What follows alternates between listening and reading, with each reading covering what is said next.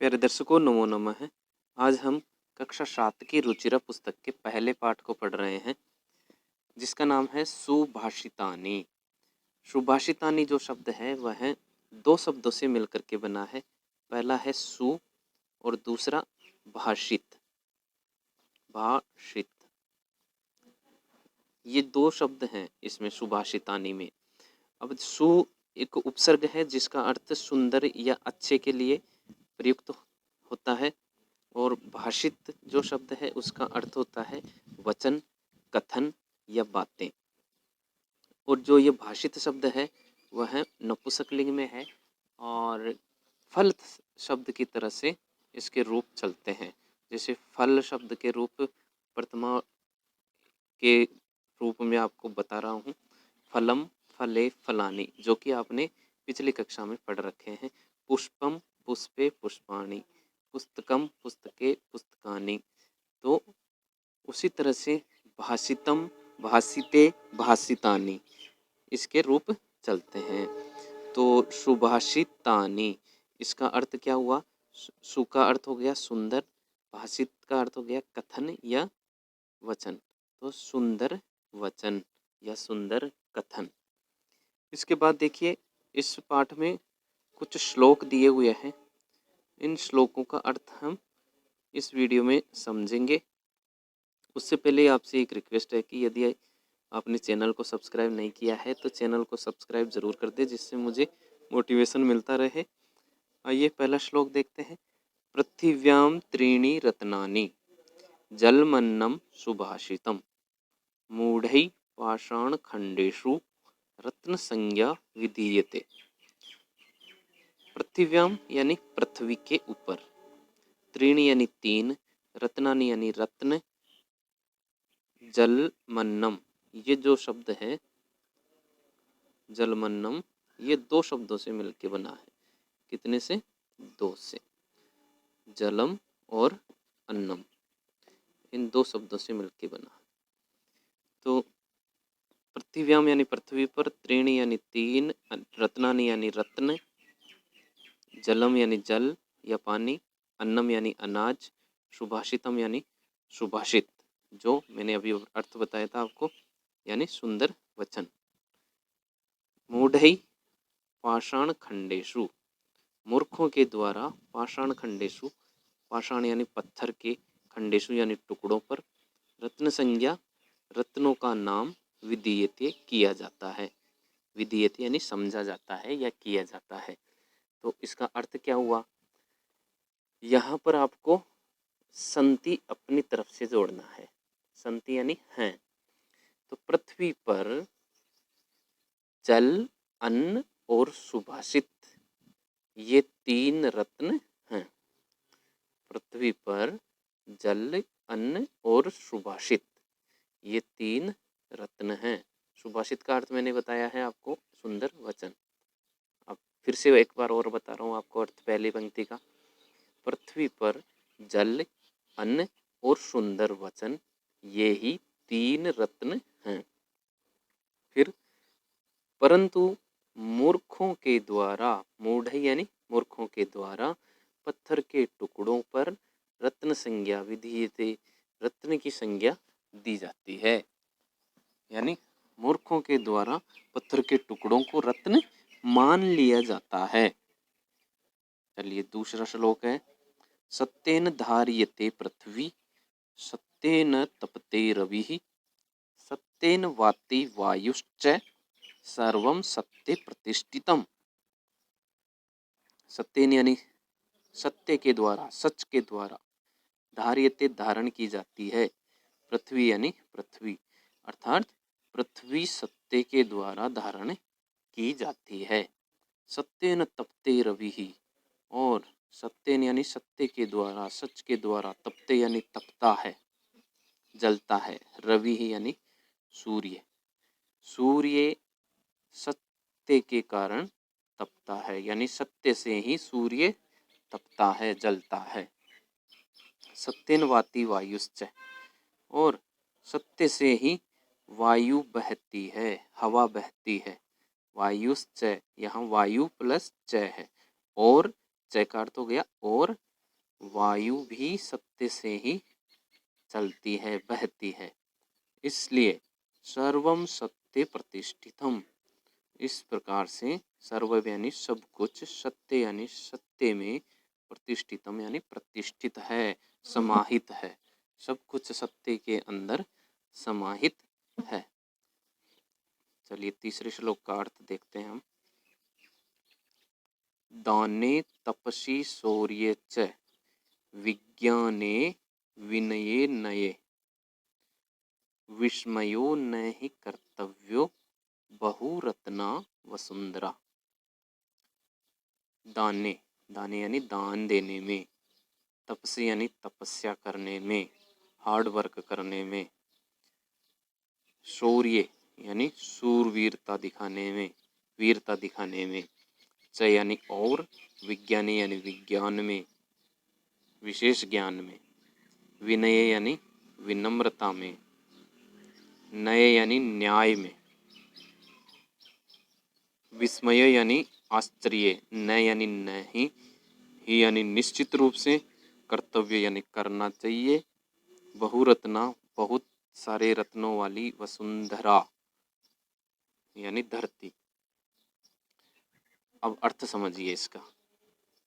दान देने में, तपस्या में, वीरता में, विज्ञान में, विनम्रता में और न्याय में विस्मय नहीं करना चाहिए, आश्चर्य नहीं करना चाहिए, क्योंकि धरती बहुरत्ना, बहुत सारे रत्नों वाली होती है। फिर से सुनिए इसका अर्थ। दान देने में, तपस्या में, वीरता में, विज्ञान में, विनम्रता में और न्याय में कभी भी आश्चर्य नहीं करना चाहिए, क्योंकि धरती अनेक रत्नों वाली होती है। चलिए अगला श्लोक देखते हैं। सद्भिरेव सहासीत सद्भिः कुर्वीत संगतिम सद्भिर्विवादम मैत्रीं च ना सद्भिः किंचिदाचरेत। सद्भिरेव, यहाँ देखिए ये दो शब्दों से मिलकर बना है। सद्भि प्लस एव, इनसे बना। सद्भि का अर्थ होता है सज्जनों के साथ, एव यानी ही, जो हम लिखते हैं ऐसा ही हिंदी में। सज्जनों के साथ ही सहासीत बैठना चाहिए या रहना चाहिए। सद्भि कुर्वीत संगति, और सज्जनों के साथ ही संगति करनी चाहिए, उन्हीं की हमें कंपनी करनी चाहिए।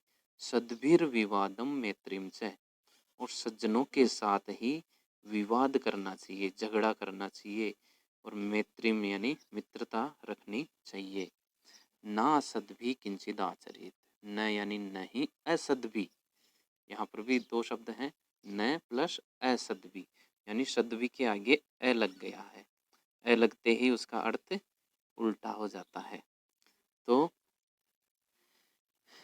सद्भि, ना सद्भि किंचित आचरित, सज्जन जो नहीं है उसके साथ कुछ भी व्यवहार नहीं करना चाहिए, कहने का तात्पर्य यह है।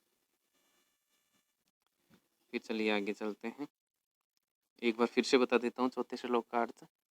सज्जनों के साथ ही रहना चाहिए, सज्जनों के साथ ही संगति करनी चाहिए, सज्जनों के साथ ही विवाद और मित्रता रखनी चाहिए, और दुर्जनों के साथ कुछ भी नहीं करना चाहिए। पांचवा श्लोक देखिए। धन धान्य प्रयोगेषु विद्यायाः संग्रहेषु च आहारे व्यवहारे च त्यक्तलज्जः सुखी भवेत्। धन धान्य, धन यानी धन, मनी, धान्य यानी अनाज, प्रयोगेषु प्रयोग करने में, यानी धन और अनाज का प्रयोग करने में, विद्या संग्रहेषु च, और विद्या के संग्रहेषु यानी एकत्र करने में, इकट्ठा करने में, विद्या का कलेक्शन करने में, आहारे व्यवहारे च, आहार करने में, व्यवहार से और किसी के साथ में व्यवहार करने में, ट्रीट करने में। त्यक्त लज्जा, जो लज्जा छोड़ देता है, त्याग देता है, सुखी भवेत, सुखी हो जाता है, वही सुखी रहता है। यहाँ पर देखिए, जो व्यक्ति सुखी रहता है उसका लक्षण बताया गया है कि जो धन और धान्य का प्रयोग करने में, विद्या को ग्रहण करने में, आहार करने में और व्यवहार करने में जो लज्जा छोड़ देता है, शर्म छोड़ देता है, वह सुखी रहता है। लास्ट का श्लोक देखिए, क्षमा वसी कृतिर्लोके क्षमया किम न साध्यते, शांति खड्ग करे यस्य किम करिष्यति दुर्जनः। क्षमा, क्षमा यानी माफ कर देना, किसी को माफ कर देना। वशीकृति लोके, वशीकृति होता है यानी वशीकरण होता है। क्षमा वशीकरण होता है, लोके यानी संसार में। इस संसार में क्षमा को वशीकरण माना गया है। वशीकरण में क्या होता है, हम जो कुछ कहें उससे दूसरे को वश में कर लें, यानी ऐसा गुण जो दूसरे को वश में कर ले उसे वशीकृति कहते हैं। तो क्षमा इस संसार में वशीकरण होती है। क्षमया किम न साध्यते, क्षमा के द्वारा क्या नहीं साधा जा सकता, यानी क्षमा के द्वारा क्या नहीं प्राप्त किया जा सकता, अर्थात सब कुछ प्राप्त किया जा सकता है। फिर कहते हैं शांति खड्ग करे यस्य, यस्य करे जिसके हाथ में, करे यानी हाथ में, शांति खड्ग, शांति रूपी तलवार होती है, जिसके हाथ में शांति की तलवार होती है, यानी लोहे वाली तलवार नहीं, जो शांत रहता है, स्वभाव से जो शांत रहता है।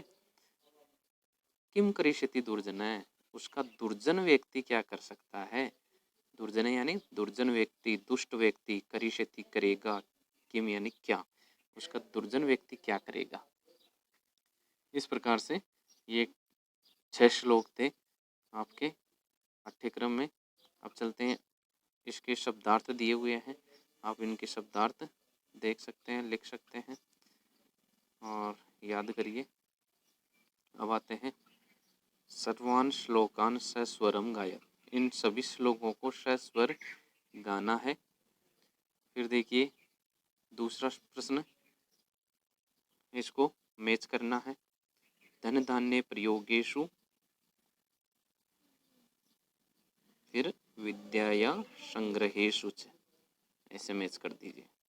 विस्मयो न ही कर्तव्यो बहुरत्ना वसुंधरा, सत्येन धार्यते पृथ्वी सत्येन तपते रविः, सद्भिर्विवादं मैत्रीं च नाशद्वि किंचिदाचरेत, आहारे व्यवहारे च त्यक्त लज्जा सुखी भवेत।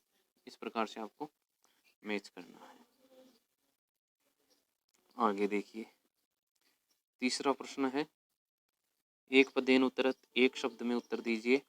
पृथिव्याम कति रत्नानि, पृथ्वी पर कितने रत्न हैं, तो आपको यहाँ त्रीणि लिखना है। पृथिव्याम त्रीणि रत्नानि। मूढ़ै कुत्र रत्न संज्ञा विधीयते, मूर्खों के द्वारा कहाँ रत्न की संज्ञा दी जाती है, किस पर रत्न की संज्ञा दी जाती है। पाषाण खंडेशु, यानी पत्थर के टुकड़ों को वो रत्न मानते हैं। पृथ्वी केन धार्यते, पृथ्वी सत्येन धार्यते, सच के द्वारा पृथ्वी को धारण किया जाता है, तो सत्येन लिखना है। कई संगतिम कुर्वीत, किनके साथ संगति करनी चाहिए, यानी किसके साथ हमें कंपनी करनी चाहिए, तो सद्भी हमें करनी चाहिए, सद्भी रेव, सज्जनों के साथ ही। लोके वशीकृति का, संसार में वशीकृति, संसार में वशीकरण कौन है, तो क्षमा है वशीकरण, संसार में वशीकरण क्षमा है। आगे है चौथा प्रश्न, रेखांकित पदानि अधिकृत्य प्रश्न निर्माणम कुरुत, सत्येन वाति वायु, सत्येन यानी केन, ये किम शब्द का तृतीया का एक वचन है, तो किम शब्द का हमें यहाँ लिखना है केन, सत्येन की जगह, क्योंकि सत्येन में भी तृतीय विभक्ति एक वचन है। शब्द भी बहुवचन है, कही हो जाएगा। वसुंधरा का हो जाएगा, और विद्यायाः इसका हो जाएगा कस्याः, फिर मैत्रीम काम। ये करके ये जो अंडरलाइन शब्द हैं इनकी जगह पर ये लिखना है। फिर बाद में जो बचे हुए शब्द हैं जैसे वाति वायु, यहाँ लिख करके आपको लास्ट में क्वेश्चन मार्क लगाना है। सब में जो बचे हुए शब्द हैं उनको लिखना है। ये केन, कही, का, कस्याः, काम, ये तो आपको अंडरलाइन शब्दों की जगह लिखना है, और फिर लास्ट में क्वेश्चन मार्क लगाना है जो बचे हुए शब्द हैं उनको लिखने के बाद। चलिए 5वां प्रश्न देखते हैं। 5वां प्रश्न है, देखो, प्रश्नानाम उत्तराणि लिखत, प्रश्नों के उत्तर लिखिए। ये पूरे वाक्य में है। तो कुत्र विस्मय न कर्तव्य, कहाँ विस्मय नहीं करना चाहिए, तो इसके लिए आपको एक पूरा श्लोक जो दिया हुआ है उसे लिख लीजिए आप। इसमें पूरा श्लोक आप लिख दीजिए। दाने तपसि शौर्य च विज्ञाने विनय नये, है ना, विस्मयो नहीं कर्तव्य बहुरत्ना वसुंधरा। वसुंधरा तक आपको लिखना है दाने वाला श्लोक पूरा। पृथ्व्याम त्रीणि रत्नानि कानि, पृथ्वी पर 3 रत्न कौन कौन से हैं उनको लिखना है। तो पहले श्लोक की पहली पंक्ति लिखनी है। तो पृथ्व्याम से लेकर के पृथ्व्याम त्रीणि रत्नानि जलमन्नम सुभाषितम, एक पंक्ति आपको लिखनी है। अगर दोनों पंक्तियों को लिखना चाहो तो दोनों को लिख दीजिए। पृथ्व्याम त्रीणि रत्नानि जलमन्नम सुभाषितम मूढ़ैः पाषाण खंडेषु रत्न संज्ञा विधीयते, ऐसे भी लिख सकते हो। त्यक्त लज्जा कुत्र सुखी भवेत्, जो लज्जा छोड़ देता है वो कहाँ सुखी रहता है। इसमें भी आप पूरा श्लोक लिख दीजिए। किसमें, इस तीसरे में, गय में। कौन सा श्लोक लिखना है, यहाँ से देखिए, ये धन धान्य प्रयोगेषु, 5वां श्लोक, ये वाला श्लोक, धन धान्य प्रयोगेषु, ये वाला श्लोक आपको यहाँ पर लिखना है। इस जगह धन धान्य प्रयोगेषु विद्याया संग्रहेषु च आहारे व्यवहारे च त्यक्त लज्जा सुखी भवेत्, पूरा आपको यहाँ पर लिखना है। चलिए इसके बाद अगला प्रश्न है 6ठा प्रश्न। इसमें आपको लिंगानुसार शब्दों को चुन करके लिखना है।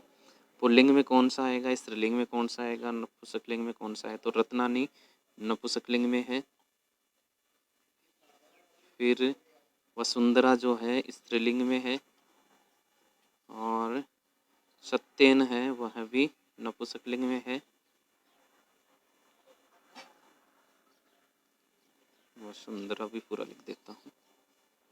फिर सुखी है जो है वो पुल्लिंग में है, सुखी। वन्य, वन्य यानी होता है आग, ये भी पुल्लिंग में है।